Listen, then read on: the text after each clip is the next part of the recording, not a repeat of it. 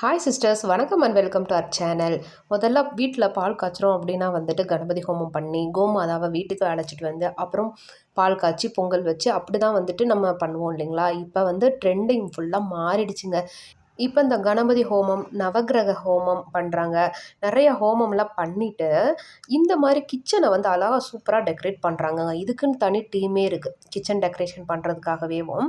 ஃபுல்லாக டாய் தான், பட் ஆனால் சூப்பராக இருக்குங்க. அந்த ட்ரெடிஷ்னலாக வந்துட்டு நம்ம வீட்டில் என்னென்ன இருக்கும் கிராமத்துலலாம் அந்த மாதிரி வந்து அழகாக வந்து இந்த மாதிரி பண்ணிடுறாங்க. ரொம்பவுமே சூப்பராக இருக்குது. இதுக்கு மட்டும் இல்லைங்க, இப்போ வளகாப்பு ஃபங்க்ஷன் இருக்குது, அப்புறம் வந்து பூ புனித நீராட்டு விழா இருக்குல்ல, அதுக்கெல்லாம் வந்துட்டு இந்த மாதிரி வந்து நம்ம தட்டு பூப்பழம் தட்டு வைப்போம்ல, அந்த தட்டவே வந்து அழகாக இந்த மாதிரி டெக்கரேட் பண்ணுறாங்க. ரொம்பவே சூப்பராக இருக்குது. அதுவும் பெங்களூரில் வந்து கண்டிப்பாக ஏதாவது ஒரு ஃபங்க்ஷன்னா இந்த மாதிரி தான் வந்து சூப்பராக அழகாக டெக்கரேட் பண்ணி வைக்கிறாங்க.